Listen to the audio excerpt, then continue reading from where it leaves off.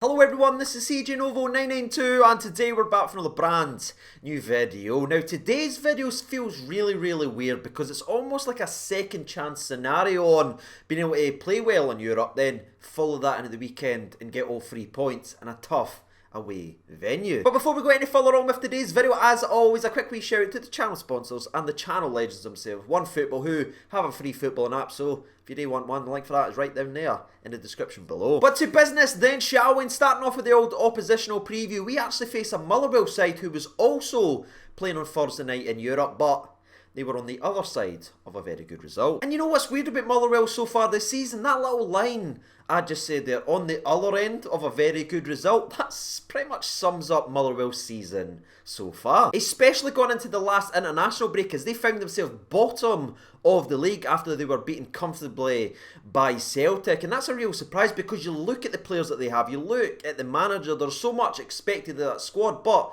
they really started the season off slowly. But to be fair to them, they have showed signs since coming back for the international break of the Motherwell we all know. And I've got a big massive smile on my face because Aberdeen found that out the hard way, because they welcomed Motherwell on their own fantastic run, beating teams left, right and centre. Aberdeen was on the up, led by a midfielder by the name of Ross McGregor. Maybe you've heard the laddie, but they welcomed a struggling Motherwell side up to Pittodrie, and Motherwell went nah. You're only going to win this one, slapped them, scored all 3 shots that they had on target and came away with a 3-0 win and stopped Aberdeen from having a single shot on goal the entire game. And that result and that performance sort of backs up the old saying that's branded about far too much in football, but this time I do agree. Motherwell, for me, are in a false position in the league. They've got a hell of a lot of threat in the team when it all clicks, and it clicked versus Motherwell and they took them to the cleaners. But something that I'm very interested in coming into this game of football is to see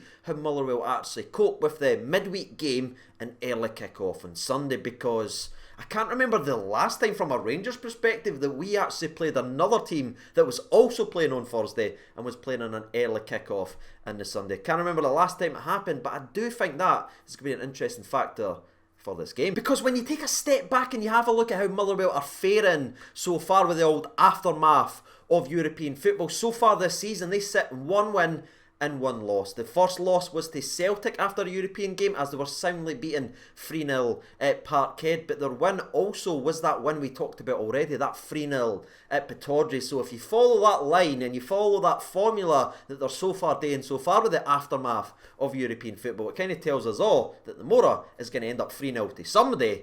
I just hope it's 3-0 to us. But to finish up the old Motherwell preview properly then, shall we? The way we normally do this is we break down how they've been playing and we break out their strengths and their weaknesses, what they could try to exploit versus Rangers in the game. The Motherwell, it's hard to do that, ladies and gentlemen, because the way they've been picking up and the way they've been setting up in terms of formation and style and players kind of perfectly mirrors how their season's gone so far, and that's inconsistent, because there's been games where they've played a 4-3-3 versus Hibs and Hamilton. We've seen a 3-5-2 versus Aberdeen, which actually worked very well, but we've also seen a 4-4-2, straight 4-4-2 versus Livingston, and again Celtic, they played a 5-3-2. They've got no set way of setting up and playing so far this season. They're almost adjusting individual game plans for whoever they're actually up against, and it's not really working, as they can't find that consistency. But from everything I've been able to read before this game, what's been said by their side of things, what they've said by the gaffer, and kind of how they've been setting up against the other teams that's kind of near the top of the league, I would certainly suggest it's probably going to be more so the 5-3-2, which they tried versus Celtic. Yes, it didn't work and they were soundly beaten in that game, but the reason they played that formation and that style was to limit Celtic's fullbacks from getting forward and to stop the Celtic wingers from cutting inside and creating chances. Does that no sound just a little bit familiar? So I think we might see that in the Mora, as that's mostly our strengths, the fullbacks getting forward and the wingers cutting inside. So we may see that, but again, I wouldn't be surprised to see the 3-5-2, which they have played the best bit of football so far this season, and when it's defending, it basically drops to 5 at the back anyway. I think it's all going to be decided on how adventurous Motherwell want to actually be. If they didn't fancy themselves going forward, we might see the 5-3-2, but if they think they can get after our defence, kind of like what Aberdeen done on occasion, you may see the 3-5-2 being rocked up versus us tomorrow. But with that being said, that's us all done and dusted talking about Motherwell. Now it's time to talk about what matters most to all of us, and that's, of course, Rangers. And just diving right into the Rangers point of view, we all know where we stand as a football club coming into this game versus Motherwell. We may have different opinions and views on how the season's gone so far. The comment section certainly told me that the other day when you all shouted at me for me saying the season's actually gone pretty damn well. But something I think we can all actually agree on is 3 points is a must and more, no matter if it's an ugly 1-0 or a bona fide 7-1 pumping. 3 points is all that matters, and we really need to go there and get it. Speaking of going ahead and getting it, by the way, let's talk about the old goalkeeping situation that we find ourselves in. We knew it when McLaughlin side it was going to be a battle, but you look at that Mcgregor performance on Thursday versus Willem, and you see a guy that went out there and just put his heart on the line and went, hey, I'm still here and I want to be the goalkeeper for Rangers. So you know exactly where I'm going to go with this. Now that you've seen that man of the match-esque performance from Mcgregor, where do you stand with the goalkeeping spot? Who is our number one keeper, and who do you want to see in this game versus Motherwell? Because we've seen from the press conference talking to Mr. McAllister, there was a lot of questions about the goalkeeping spot and he paid a lot of respects to both goalkeepers, but obviously wouldn't tell us who he's going to go with. That's a very, very difficult choice for the management and the staff to make tomorrow. But I want to ask you watching today's video, let's date as fans right now in the comment section below. Who do you want in between the sticks, Samora? Is it McLaughlin or is it McGregor? The battle of the MCs. Oh, that's awful, that. Whilst you guys are hopefully sharing your opinion on our goalkeeping situation, I'll give you a wee update on the rest of the team as well. Starting off with the first one, we've got a wee update regarding Kemar Roofe, who again was looking excellent in his couple of games he played for Rangers. Now, we've already spoke about the injury that was first expected to be a very minor one. It seemed to be dragging on now and taking a wee bit of time as it's a wee bit more serious than what was first expected. But we did get a wee update regarding Kemar Roofe, and he is expected to be back following the international break, so that's great to hear. That's nothing going to be any long term after that, and hopefully we see big Kemar Roofe very, very soon. Someone else I would like to see very, very soon, by the way, is Mr. Joe Rebo, but unfortunately he isn't back at training just yet, getting involved in everything. So exact same as what we just said about Kemar Roofe, it's going to be after the next international break before we see Joe Rebo or Kemar Roofe pulling on that famous blue shirt. However, there is some good news. Don't worry, there is some good news, ladies and gentlemen, and it's the fact that Ryan Jack is back in some light training sessions ahead of this game. Now, it's expected to be far too early for Ryan Jack to get back in it for this game, but he's maybe got an outside chance of Galatasaray, or at least the league game after that, and that to me is a massive, massive boost. And not only just as a fan of Ryan Jack the player, but I'm looking at that midfield. I would argue we've not won a midfield battle since Ryan Jack has came out.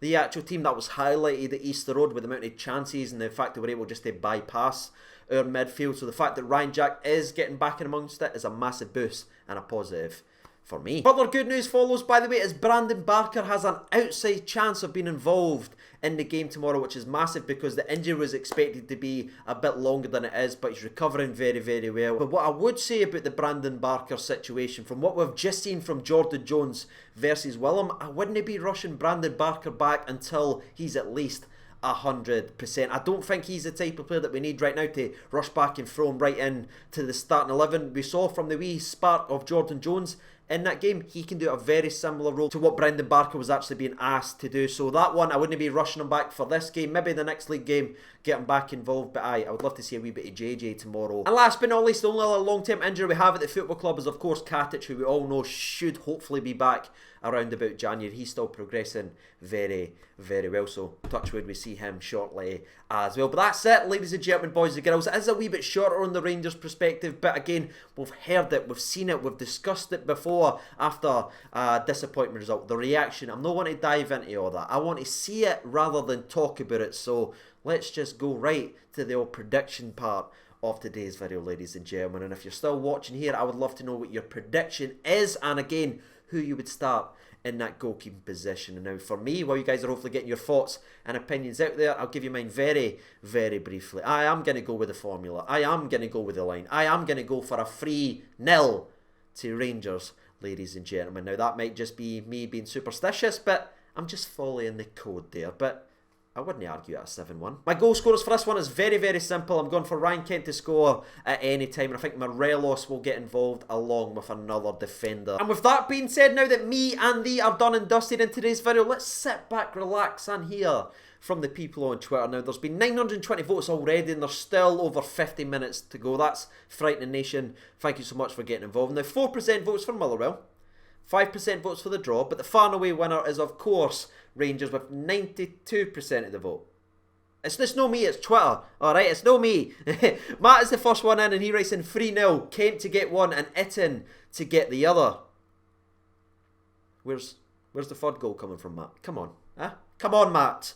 Walter writes in, well beat well. 3-0. That's an old channel reference. I understand you, mate. I get that. Bryce is in, and he goes 2-0 to Rangers. Jones and Ryan Kent. Would love to see that. Kyle writes in 3-0 to Rangers. Morelos, Kent and Barisic to score. Would hope to see McGregor back in the goals, since he definitely deserves it after that performance on Thursday. So there's someone answering that question as well. Saucy Kent writes in, Rangers win. Would love McGregor to start as he looks solid. Think Kent and Morelos will get the goals for Rangers. CJ Logan Brown writes in, my prediction is 4-0 CJ. Would love to see us go full out there and destroy Motherwell tomorrow after a brilliant result on Thursday. I would also personally start McGregor tomorrow after his class man of the match performance on Thursday. And the last one we'll read out in tonight's video. We'll scroll all the way down to the bottom and we'll stop it right here, and it comes from Blue Boy number 1, and he writes in, I have 3-1 Rangers in my bet. Well, there it is, ladies and gentlemen, boys and girls. You've heard from the people, you've heard from myself. If you haven't done so already, you know what to do by now. And as always, I've been CJ Novo 992. Thank you so much for watching. All the best, and bye bye.